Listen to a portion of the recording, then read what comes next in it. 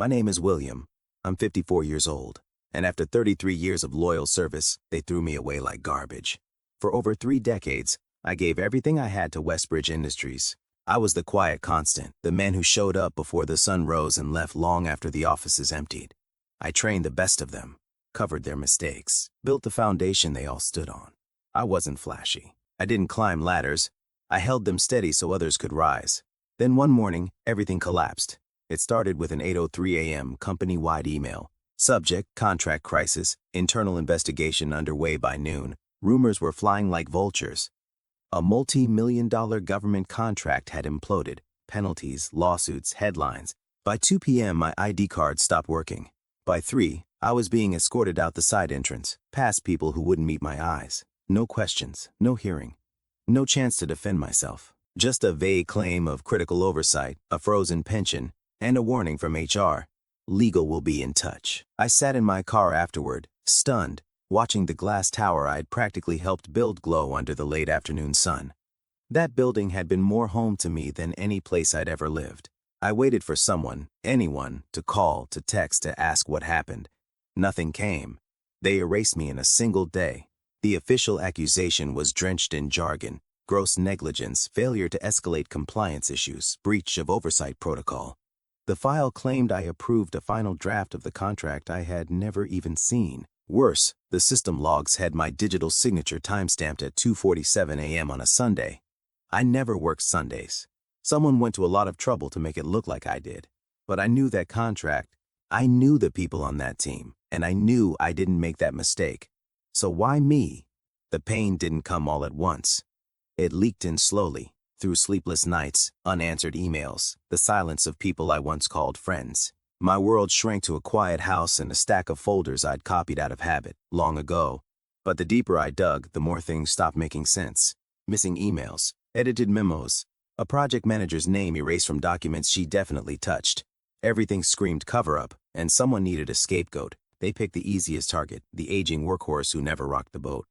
But they underestimated me, because after 3 decades of being loyal, I know where the cracks are. I know what to look for. And I know how to disappear long enough to find the truth.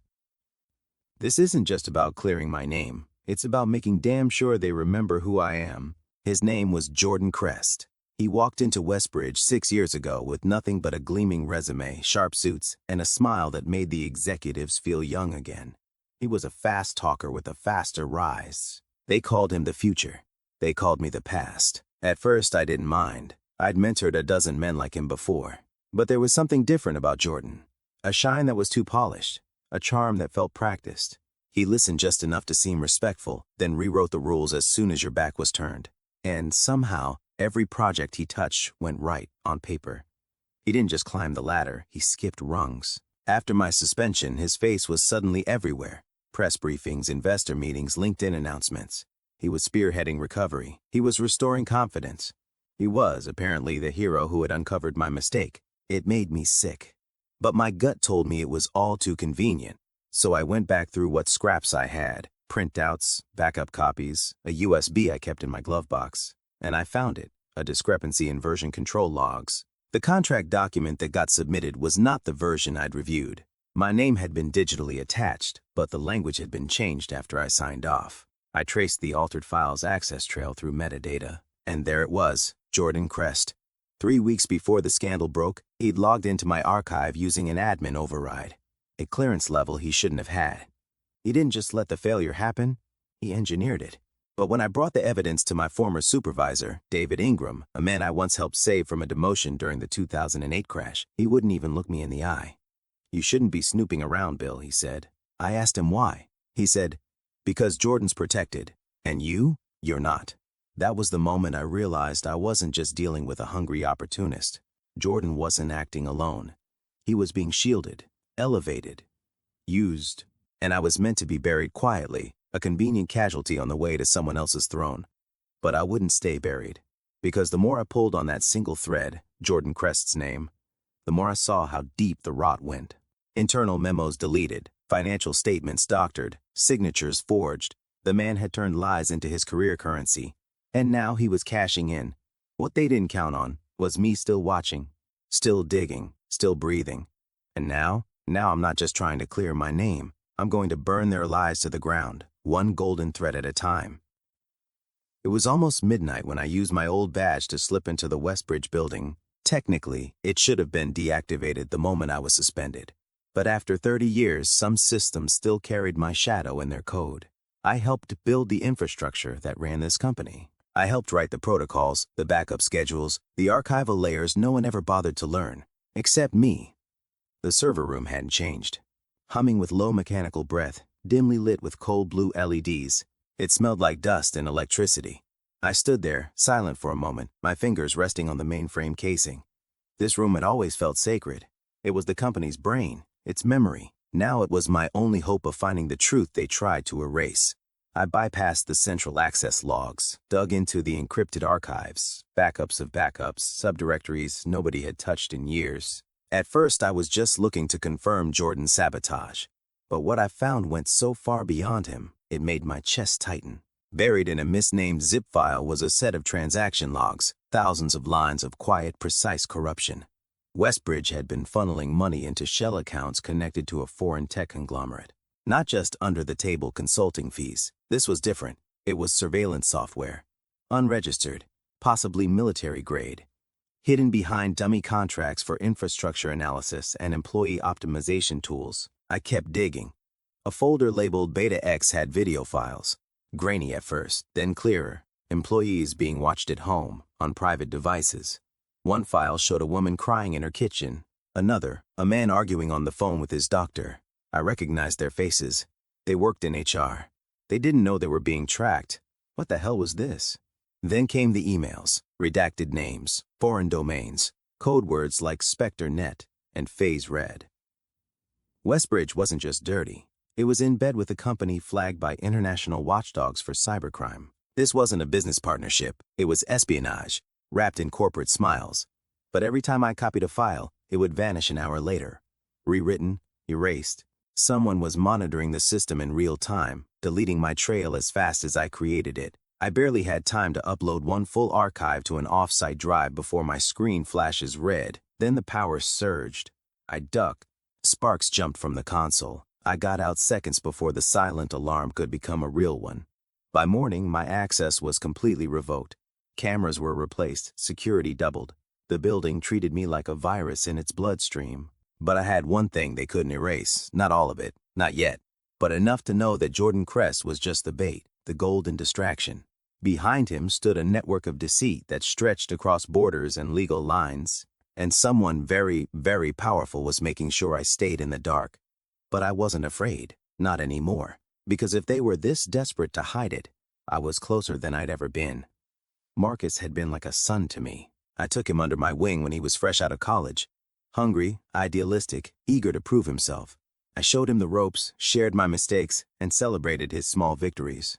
He was the kind of young man who made me believe maybe, just maybe, the company still had a future beyond the greed and shadows. But standing across the boardroom table from him now, everything was shattered. I hadn't seen Marcus in weeks, until the day I got the invitation to the emergency board meeting. I wasn't officially part of it, but the notice arrived anyway, like a cruel joke. I showed up, hoping for a chance to plead my case. Instead, I found Marcus sitting confidently in the CEO's chair, dressed in a tailored suit that looked nothing like the kid I remembered. And worse, he wasn't alone. Jordan Kress was there, smirking like a cat who'd just caught the canary.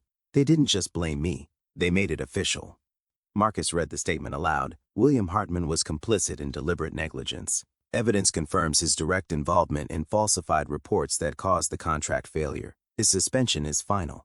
I stared at Marcus, my protege, the kid I once believed in. His eyes didn't flicker. No hesitation, no remorse. I had no choice, William, he said quietly, like confessing a secret. They gave me an ultimatum. Join them, or be cast out like you. You taught me what it means to survive in this place. I'm just doing what I need to. The words hit harder than any slap. He was never just a pawn. He was the player. And the betrayal ran deeper than ambition. Later, I learned Marcus had been funneling insider information to Jordan for months, helping erase my digital footprints, signing off on forged documents, even sabotaging my attempts to gather evidence. That night, alone in my apartment, the weight of the betrayal crushed me, not because of lost power or reputation, but because the person I'd cared for, fought for, had sacrificed my time and trust for, chose cold ambition over loyalty. He wasn't just breaking me professionally, he was breaking me personally. But beneath the pain, a fire ignited. If Marcus was willing to stab me in the back for a seat at the table, then I had to expose him before he destroyed everything I'd ever built. Because this war wasn't just about justice anymore, it was about redemption. The sting of Marcus's betrayal left me raw, wounded in a way I hadn't expected. I felt exposed, like a fortress breached from within. Westbridge's walls were closing in tighter than ever, and with the board firmly against me, I had nowhere to turn. Or so I thought. Camille was a ghost from the past, once the sharpest legal mind at Westbridge, and someone I'd crossed paths with more than once. She left the company 2 years ago, in a bitter fallout that had everyone whispering about her ruthless exit. The official story was she'd chosen principle over power, but I'd always suspected there was more beneath the surface. When I received the cryptic email, unsigned but unmistakably hers, my pulse quickened. If you want to tear down the house, you don't do it alone. Meet me where the past and future collide. We met in a quiet cafe, the air thick with unsaid grievances and mutual understanding. Camille had her own vendetta, a list of wrongs, hidden agreements, and betrayals that echoed mine but ran even deeper into the heart of the company's darkest secrets. She wasn't just brilliant, she was ruthless, and she wanted the board brought down, just as much as I did. Together, we began to chip away at the fortress of lies. By pooling her legal knowledge and my insider access, we started leaking fragments of damning evidence anonymously, anonymous tips to journalists, untraceable emails to watchdog agencies, subtle breadcrumbs dropped in the digital ether. The media caught wind, investigations stirred, whispers became headlines. For a moment, I tasted a fragile hope, but hope was a double-edged sword. With every leak, the danger grew. I noticed shadowy figures tailing me, unmarked cars idling near my apartment. My phone started picking up strange static, and sometimes I'd hear faint voices on the line, someone trying to listen in, trying to intimidate. Camille was no stranger to this game. She warned me, "We're poking a sleeping beast, William, and it's hungry." But for the first time in months, I felt a flicker of something I thought I'd lost, strength in alliance.